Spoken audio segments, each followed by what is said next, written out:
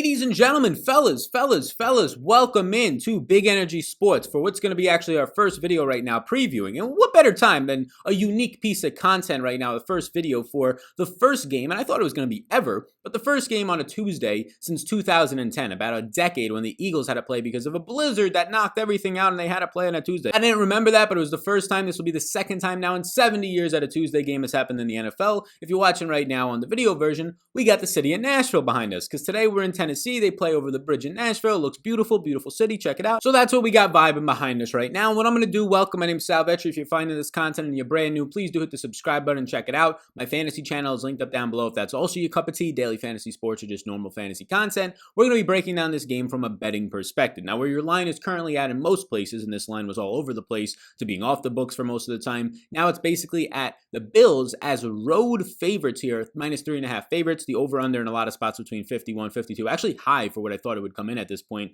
You're looking at team totals right now around 28 for the Bills, around 24, 25 currently is what you're finding for the Titans. So a pretty high scoring game is what you're expecting in this one. I'm going to give you my leans and I'm going to give you my sides of this one, and we're going to break it down first. So we could start it out by just looking at what we're going to see in the Buffalo Bills offense versus Tennessee Titans defense. So currently right now, if you're looking at a Tennessee Titans defense, just overall what to expect from this defense, they are ranked 18th overall right now in defense. They are bottom third of the league in run defense, bottom third of the league in pressure. Their coverage is what is currently holding up, which honestly not the greatest of secondary, so I think that might be a little bit fluky for a small sample size. And now they get an offense that's coming through and just absolutely steamrolling pretty much everybody at this point. And what you're getting right now from this team is Josh Allen right now. Josh Allen, somebody who people didn't think was efficient, somebody who didn't think was accurate. Number 2 in yards per attempt through the first 4 weeks of the NFL at 9.0. Number 2. He's number 5 in deep passing. This guy can't throw deep. What are you talking about? He can't throw deep. Well, Josh Allen just says, screw all that noise. We don't really care about what you're saying out here. I'm going to chuck it deep, and I'm going to chuck it deep a lot. I'm going to throw it accurately. Most completed air yards in the NFL right now is to his new receiver, who is an elite receiver in my regard, and that is Stephon Diggs. Currently, Tennessee is bottom 8 in the league in terms of allowing 7.3 yards per attempt. That's a pretty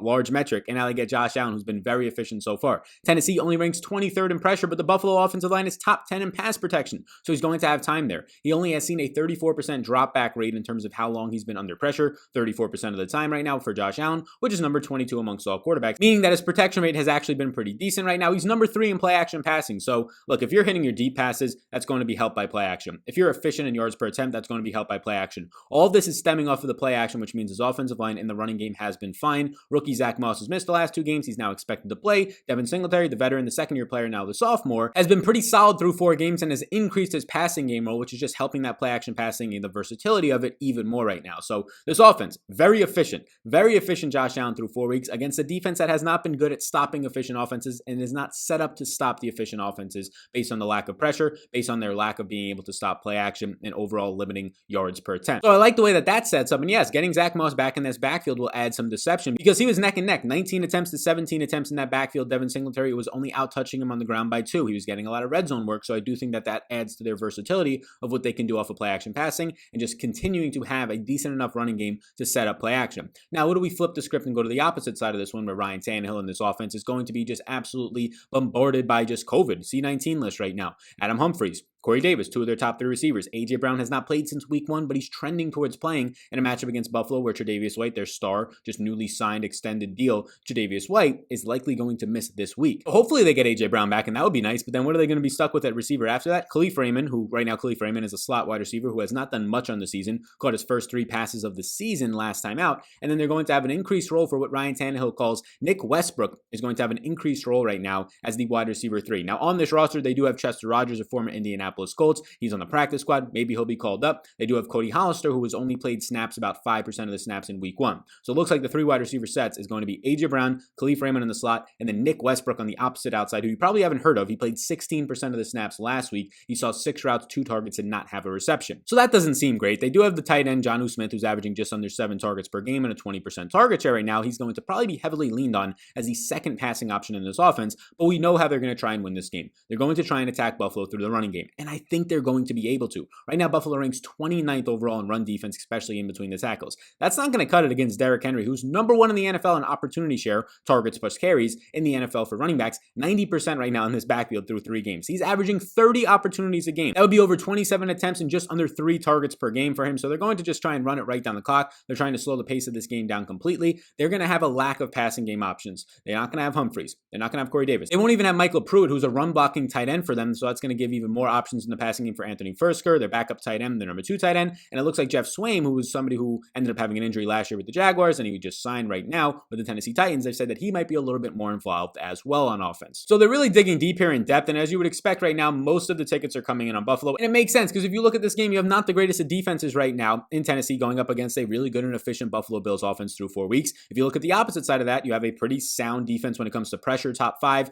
top half of the league right now, 13th overall in pass coverage in Buffalo. And they're going up against an offense that is down 2 of their 3 pass catching options, 1 of their 3 tight ends right now. It's not looking that great. I really don't know how much that's going to affect them as 3.5-point underdogs. I love that half point. You get the hook there. So I'm leaning right now Tennessee plus 3.5 at home. I know that home field might be a little bit fluky so far this year, but I'm going to be leaning that way with Tennessee, keeping in mind that Tennessee is basically coming off of 2 weeks of rest with all this COVID stuff, coming off of their early week bye that wasn't supposed to be there, but some guys got the Rona, so they had to step up and get that in there. So yeah, what you're getting right now is Tennessee plus 3.5 at home. I think this Tennessee team, look, they're undefeated, 3-0, whatever it is, right? They haven't really played too much right now. And the way that they want to play football is just running the ball with Derrick Henry. He's going to see 25 touches in this game as long as it stays close, and Vegas thinks it's going to stay close. And if he has a very good matchup against Buffalo, I don't really see how it's not going to be a benefit for Derrick Henry. They can slow the game down. They don't have to win. I'm not picking them to win. I'm picking them to cover 3.5 points. If this game ends within a field goal, we're good. We're golden. So I'm actually leaning to Tennessee. Sal, that's crazy. That's exactly why I want to lean that way. When all the public right now is on Buffalo, who does look like a good team, who does look like a sound team, I'll shift this one over to Tennessee. Yes, it looks like a mismatch overall, but I do think that people are going to downplay just how good of a matchup this is for Derrick Henry against Buffalo's front. Buffalo's front has not been that good at all. On the interior, 29th against the run. That's exactly where Derrick Henry will pound them, and they're going to try and give him 30 touches if they can, or 30 opportunities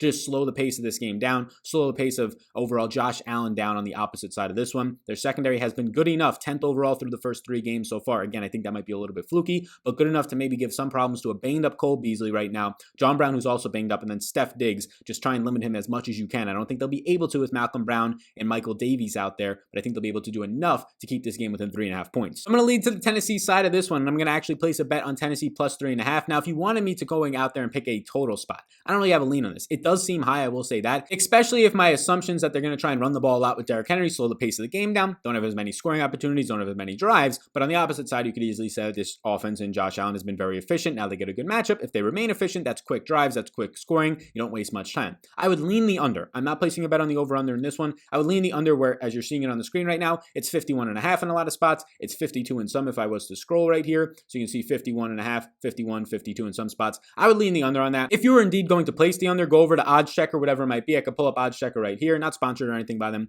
I just think it's a very helpful tool. And basically what Odds Checker is going to do is just give you different spots to bet these lines. So you can see right now if I zoom in here, these are going to be the spreads of the games. So it'll just give you different spots to potentially get different lines or different options. This is just Odds Checker. You can do the exact same thing with the over-under if you just go up here to total points, and you can figure out what the best line is going to be for you. So I would lean the under in this one, thinking that the pace of play is going to be too slow to hit these 50-plus point totals, 52 in some spots right now. And I'm going to place a bet on Tennessee plus 3.5. It's kind of just trying to go against the public's conviction right now that Buffalo is one of the best teams in the league. Maybe they are, right? But I still think that at home right now, Tennessee, the style that they want to play is good enough to keep this game within 3.5 points. So that's where we're at. This is the first video, the preview of the first Tuesday night football game in pretty much over a decade at this point. Thank you so much for tuning in. Before you go, my name's Sal Vetri. Please do hit the like button on this video. Big old subscribe button pops up as this is now my second YouTube channel. I'm going to try and get more personalities on here to try and give you quick hitting facts on sports betting primarily. Maybe we'll get some people who have a little bit of a comedy sense to them, more personalities. I want unique personalities and unique content on here. Let me know what you think in the feedback down below on this channel. It's going to be more quick hitting videos as much as we can in the sports betting space. If you want any other information in terms of fantasy sports or daily fantasy sports content, I have my own YouTube channel. My name's Sal Vetri. I will link up down below with tons of content going out, especially for the showdown slate tonight for this game where there's $300,000 Rooskies